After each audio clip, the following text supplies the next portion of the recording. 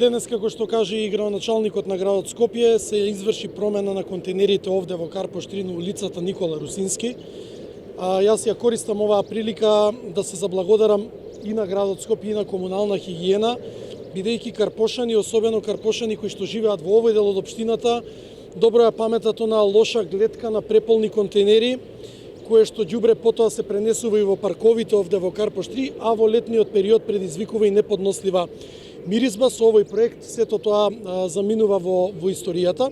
Ја користам оваа прилика да потсетам дека економските субјекти, угостителските објекти, маркетите, сендвичарите, рестораните се должни да имаат соработка со колективен постапувач за подигање на нивниот отпад и дека овие контейнери не се наменети за нив. Ова се контейнери кои што се наменети за отпадот од домакинствата, односно од граѓаните на овој дел од градот и овој дел од општината.